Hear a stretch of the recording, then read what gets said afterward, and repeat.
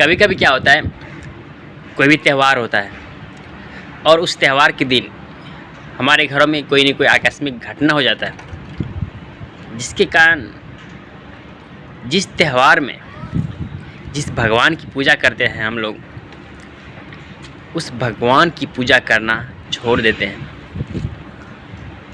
जब तक कि उस त्यौहार में कई वर्षों बाद कोई ना कोई शुभ काम ना हो जाए।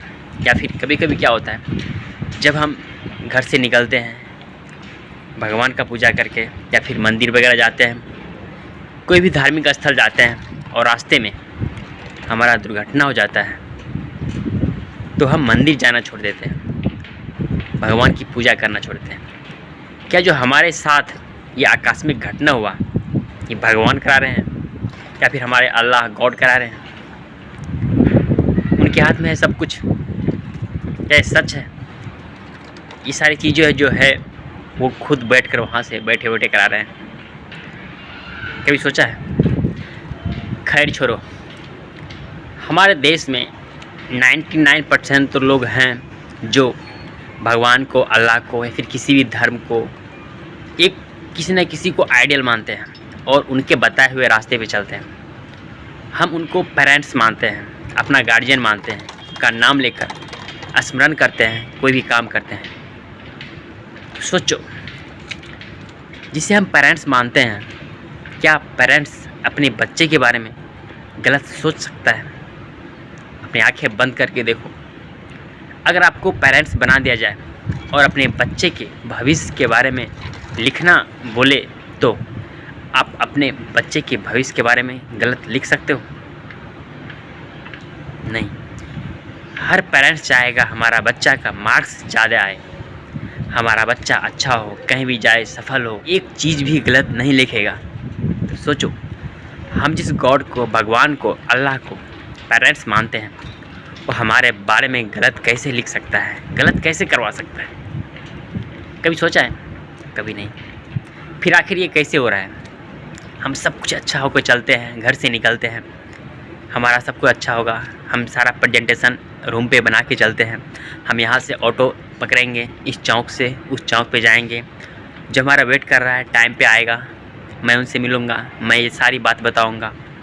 हर चीज़ हम लोग प्लानिंग करते हैं, लेकिन क्या होता है, टाइम पे हमें ऑटो नहीं मिलता है, मिलता भी है तो वहाँ पे रास्ते में हमारा ट्रैफिक जाम रहता है। आखिर ये सब कैसे हो रहा है? ये सारी चीज़ें हमारे कर्म के हिसाब से हो रहा है, हमारे पिछले कर्म के हिसाब से हो रहा है। जो हम सोच रहे हैं हमारे साथ होगा, हम ऐसा करने वाले हैं, हम वहाँ जाएंगे तो वो हमारे साथ ऐसा व्यवहार करेगा, हमारे को पूछेगा कहाँ से आया, खाना खाए कि नहीं। ये सारी चीज़ें हमारे ऊपर डिपेंड नहीं है, वो हमारे कर्म के ऊपर डिपेंड है। हमने पिछले टाइम में हमारा कर्म उसके साथ कैसा था। अचानक से कोई न कोई हमारे साथ एक्सीडेंट हो जाता है, हमारे हाथों से किसी छोटे छोटे जीव की मृत्यु हो जाती है। ऐसे ही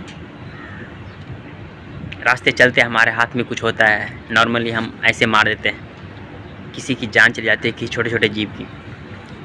हमको लगता है ये आसान है, हमारे इंजॉयमेंट के लिए मैंने इसके मारा, क्या है, मर गया, हम चले जाते अपने रास्ते। लेकिन अगर आपके साथ अचानक एक बहुत सारा एक्सीडेंट होता है, एक हाथ चला जाता है, दूसरा हाथ चला जाता है, आप देखते होंगे, और लोग बोलते हैं यार इतना सारा कुछ हमारे साथ ही होना था क्या, हमने ऐसा कौन सा पाप किया था जो इतनी बड़ी सज़ा भगवान ने हमें दी है। सोचो, एक छोटे से जीव को हत्या करने में आप उसका एंजॉयमेंट समझ रहे थे, आपको 2 हाथ आपका चला गया तो आपको बहुत बड़ी चीज़ लग रही है। जिसमें आप छोटे छोटे जीव की हत्या कर रहे थे, उस समय आपको नॉर्मल लग रहा था, और आपका 2 हाथ सिर्फ चला गया तो आपको बहुत बड़ी लगता है आपने कोई पाप किया था। बहुत बड़ी नहीं, किसी की जान ली थी, आपका तो 2 हाथ ही गया है।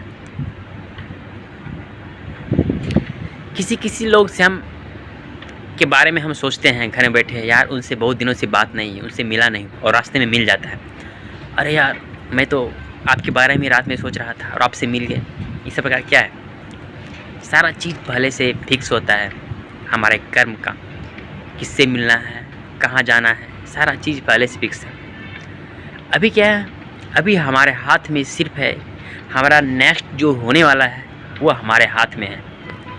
हम क्या बेस्ट से बेस्ट दे सकते हैं इस पृथ्वी पर। जब हम चलते हैं अपनी दिनचर्या लेकर, तो क्या क्या गलतियां हमसे ना हो, इस बात का हमें गौर करना पड़ेगा, ताकि हम आने वाले समय में हमारा जो रिजल्ट होगा वो भी अच्छा ही होगा।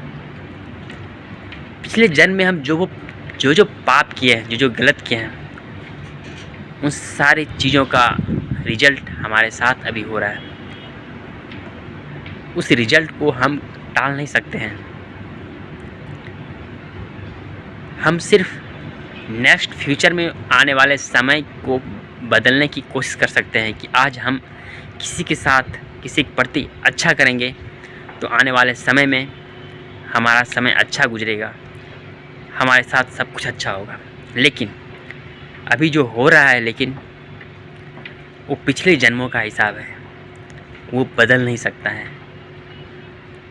उसको एक्सेप्ट कीजिए, किसी दूसरे को दोष मत दीजिए। कोई हमें चिल्ला कर बोल रहा है, इसका मतलब है हमने पिछले जन्म में उसके ऊपर चिल्ला कर बोला होगा। कोई बिना काम का आता है, धक्का मार देता है, कहीं ना कहीं पिछले जन्म में आपने भी उन्हें किसी न किसी रूप में उसी तरह से धक्का मारा होगा। और इस कर्म के खेल में हमारे गॉड बीच में कैसे आएंगे। मान लो आप और मैं दो आदमी हैं, अगर मेरे साथ वो नाइंसाफ़ी करते हैं तो हमारे साथ कितना बुरा होगा। मैं आपको एक तमाचा लगाया और कहीं न कहीं किसी न किसी रूप में बाद में भी अगर हमें तमाचा लगाने का आपको मौका नहीं मिलेगा तो हम कितना दुखी होंगे, है ना। एक पेरेंट्स का एग्जांपल देता हूँ। दो बच्चे हैं, आपस में लड़ रहे हैं, एक ने पहले तमाचा मारा, दूसरा नहीं मारेगा, तो कहीं ना कहीं नाइंसाफ़ी है। किसी के साथ कैसे नाइंसाफ़ी कर सकते हैं भगवान, हमारे गॉड। इस दुनिया में तो करोड़ों अरबों खरबों लोग हैं, एक के साथ नाइंसाफ़ी करेगा तो कहीं ना कहीं पेरेंट्स पर कलंक लग जाएगा। इसीलिए हमारे जो पेरेंट्स हैं, गॉड हैं, कभी भी नाइंसाफ़ी करने के बारे में नहीं सोचेंगे। जो जैसा कर्म करेगा उसके साथ वैसा ही होगा। अभी हमारे हाथ में सिर्फ़ और सिर्फ ये है कि हम बेस्ट कैसे दें अपने तरफ से। किसी के साथ आज हम गाली गलौज करते हैं, किसी को डांटते हैं, तो यकीन मानो बहुत ही कम समय में वो जो हमारी वाणी होता है ना, वो रिटर्न होगा दूसरे के थ्रू। ये मत सोचो कि अभी हमसे नीचा कोई आदमी है, मैं उसे कुछ ही बोल सकता हूँ, नहीं। अगले टाइम में वो रिटर्न आएगा, वो आपके जगह आ जाएगा और आप उनके जगह चले जाओगे, उनको मौका मिलेगा आपको बोलने का। फिर आप बोलोगे यार क्या हुआ मेरे साथ। तो अभी जो जितना चीज़ें हैं हमारे पास में हैं, उतना अधिक से अधिक हम बेस्ट हैं, ताकि आने वाले समय में हमारा सारा कुछ अच्छा हो। तो सारा खेल कर्म का है। हमारा गॉड को हम इसलिए मानते हैं कि हम उनके आइडियल पे चलने की कोशिश करते हैं कि हमारा कर्म अच्छा हो। भगवान आते हैं किसी न किसी रूप में, सतयुग हो, द्वापर युग हो, संगम युग हो, ये सब और भी युग है। उनसे तो हम सिर्फ प्रेरणा ले सकते हैं, उनके दिए गए विचारों को मान सकते हैं कि हम अपने कर्म को कैसे सुधारें, उनके दिए गए विचार पे चलें ताकि हमारा कर्म अच्छा हो। उनको आइडियल मानकर वो हमारे कर्म को नहीं बदल सकते। उनको मान करके, उनके आइडिया को दिमाग में रख करके, अपने माइंड में रिफ्रेश कर करके, उनको याद कर करके हम अपने जो प्रेजेंट समय है उनको सुधारने की कोशिश करें ताकि हमारा फ्यूचर अच्छा हो, हमारा रिटर्न जो हो अच्छा मिले।